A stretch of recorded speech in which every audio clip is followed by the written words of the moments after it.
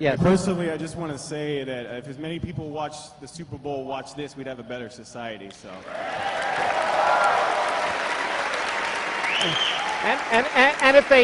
And if they paid as much for our commercials, then it'd be a much You're better. right. You're absolutely right. My name is Ben Fama Jr. I'm a student documentary filmmaker. I'm making a film called A Virus Called Fear. And briefly, I was wondering if you can give me an input on how we went from having rational fear to like not get eaten by tigers and bears, and how we came to irrational fears like politics and religion. Did you hear that? I didn't hear. The problem is the loudspeakers are facing the audience. Should I speak a little bit louder? Can you hear me? No, not louder, slower. Okay, I'm sorry. I'm from Las Vegas. Everything's really fast. There's an echo here, that's all. I was wondering if briefly you can talk about fear and how it was a biological safety net for us to not get eaten by tigers, and how you feel that it evolved to irrational fears like politics and religion. Okay, that's a very interesting thought. Certainly, fear would be a very valuable biological mechanism because our ancestors would have lived perilous lives. They'd have been frightened of predators, lions, saber-tooths, no, probably not saber-tooths, and leopards. They would have had disease would have swooped without warning, without explanation, so they would naturally have tried to think of ways to avoid these terrible dangers. In the case of disease, which before modern science was completely unpredictable, unknowable, one would naturally fall into superstitious habits. I scratched my left ear, and something terrible happened. So maybe I should make sure I don't scratch my left ear again. These are superstitious responses, and when you're living in a world of ignorance, then if you're governed by fear, you could very well make up superstitions. Pigeons do it in Skinner boxes. Skinner himself did a very interesting experiment in which he put pigeons in a Skinner box is a cage in which if the pigeon does something like peck a key, it gets a reward, and pigeons readily learn to do that. Skinner put his pigeons in Skinner boxes where absolutely nothing that the pigeon did had any effect whatever, but nevertheless, at random, rewards were delivered, okay? Which is sort of like our ancestors' world. And then, if he came back after a few hours and saw half a dozen pigeons under this regime, one pigeon would be preening under its left wing, another would be turning round in circles, another would be scratching the ground, another would be wiping its head on the ground, and another would be facing into the bottom left-hand corner.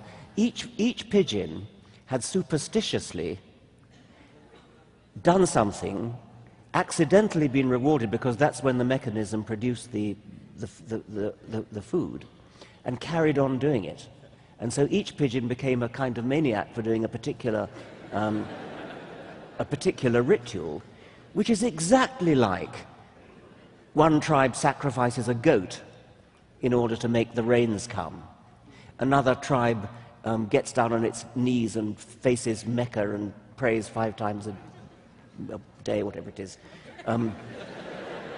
Each tribe develops its own superstition in order to get rewarded, and of course in order to avoid being punished, in order to avoid the fearful consequences of random events which they had no control over. Nowadays, increasingly, we understand where danger comes from, we know where disease comes from, we don't know exactly, but approximately. We know how to control our world to an increasing extent, so we can afford to throw away those superstitions. Unfortunately, enormous numbers of us, the great majority of people on this planet, have failed to wean themselves off these primitive superstitions. Let me just add one thing, because this was a difference. Well, I'm happy to applaud that, in fact. But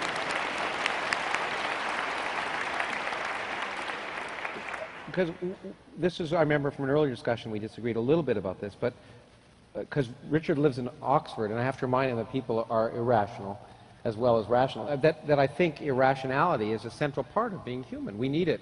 Each of us every day has to believe 10 impossible things before breakfast. To get up, you have to believe you love your wife, or you like your job, or whatever it is, and it's, you know, and you're lying to yourself half the time, but we need it to get through life, and I think it's just, I do think there is probably an evolutionary basis of that at some level.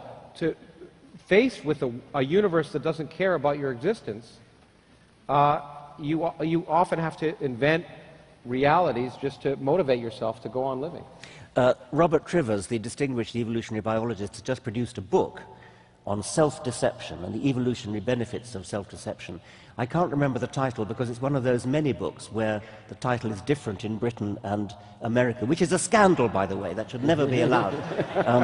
I have actually, on occasion, bought the same book twice. And even worse than that, you know how Amazon puts up, if you like this book, you'll probably like this one. But Richard, yeah. if you're an author, that's a very good thing. Well, okay, that's a good thing. Anyway, Robert Trivers wrote this book on self-deception, where he makes the point that actually it is an evolutionary advantage to be optimistic and to believe that you're more intelligent than you really are, better looking than you really are, etc. Yeah. So there is real merit in what you say.